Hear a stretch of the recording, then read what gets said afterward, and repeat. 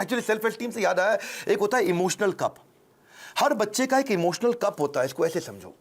जिस बच्चे का इमोशनल कप खाली हो जाता है वो बच्चा बहुत गलत डायरेक्शन में जाता है। जिसका इमोशनल कप भरा होता है वो हाई सेल्फ एस्टीम के साथ ठीक आगे चलता है। इसके लिए आपको love, affection, sense of security और अटेंशन देना पड़ेगा, उसका इमोशनल कप भरा रहे। अगर आपने उसके साथ खेले, फ्रेंडशिप किया, क्वालिटी टाइम दिया और प्रेम किया, उसको प्रेज किया, अप्रिशिएट किया, उसका कप भरा रहेगा।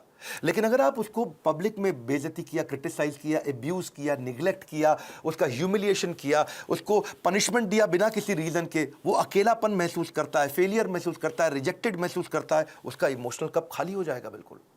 और फिर वो इमोशनल कप भरने के लिए कहीं बाहर जाएगा, किसी और के पास जाएगा, गलत दोस्तों के पास जाएगा, गलत जगह पे जाएगा, गलत वेबसाइट्स खोलेगा। वो लोगों से अपने इमोशनल कप को भरने के लिए खींचेगा तरीके, मिसबिहेव करेगा अटेंशन गेन करने के लिए, मैनिपुलेट करेगा, जेलसी हो जाएगी उसको दूसरों को देख के। आइसबर्ग देखा है आपने? आइसबर्ग को समझो आप, इससे समझ आएगी आपको बात।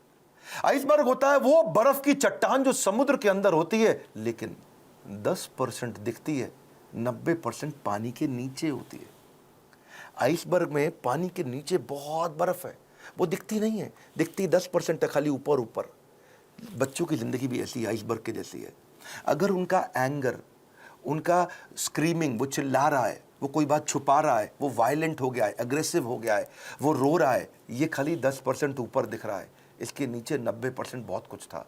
उसकी एंग्जाइटी, फ्रस्ट्रेशन, उसका डिस्ट्रेस, उसका ट्रस्ट ना कर पाना, उसका फेलियर, उसका ग्रीफ, उसका अनश्योर होना, उसका स्ट्रेस में होना, अटैक्ड महसूस करना, उसका हर्ट महसूस करना, उसका वरिड, अलोन, लोनलीनेस फील करना, ये सब समुद्र के नीचे था।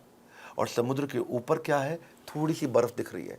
आप उस बर्फ को लेकर ट्रीटमेंट कर रहे हो, जो नीचे दिखती हुई बर्फ को लेकर कर रहे हो, जो नीचे छुपी हुई बर्फ है, उसको ठीक करना है।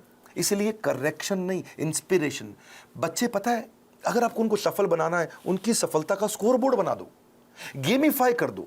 इसको क्या बोलते हैं? Gamification of value inculcation. अगर आप उनमें संस्कार डालना चाहते हो तो गेमिफाई कर दो उसको। इसको गेम देखो, बिकॉज अगर स्कोर बोर्ड बना दोगे ना तो वो जीतना चाहेंगे। देखा आपने, क्रिकेट का स्कोर बोर्ड होता है, बास्केटबॉल का स्कोर बोर्ड होता है। जैसे स्कोर बोर्ड चालू होता है, बच्चे जल्दी खेलते हैं, एनर्जी से खेलते हैं।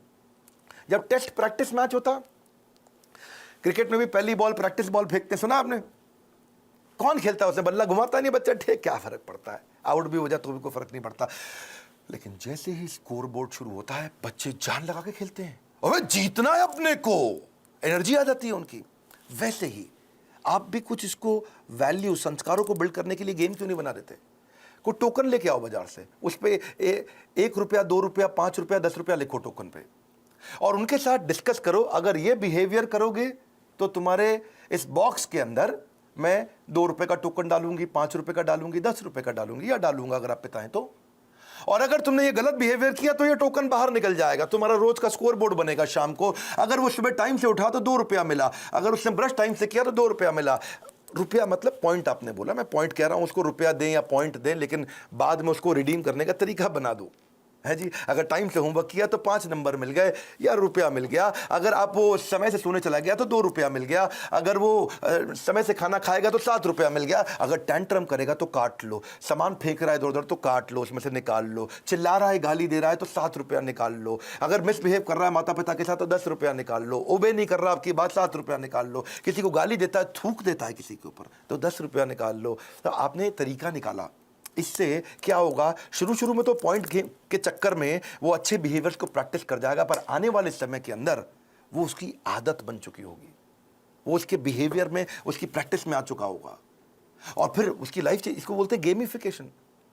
बच्चे को अकेला मत छोड़ो, इतना बच्चों के आंसू ना कड़वे होते हैं, उन्हें मीठा करना है आपको। उसकी जिज्ञासा गहरी होती है, उसको शांत करना है। उसका दुख बहुत तीव्र होता है, इससे उससे ले लो। उसका हृदय कोमल है, उसे कठोर मत बनाओ। Your children will become what you are, so be what you want them to be. बड़ी सिंपल सी बात है भैया। अगर आप दोनों का आपस में झगड़ा भी है, पति पत्नी का, बच्चों के लिए सुलझा लो। आओ साथ में बैठो, बात करो, प्यार करो दूसरे को, ताकि बच्चे का जीवन सुरक्षित हो सके।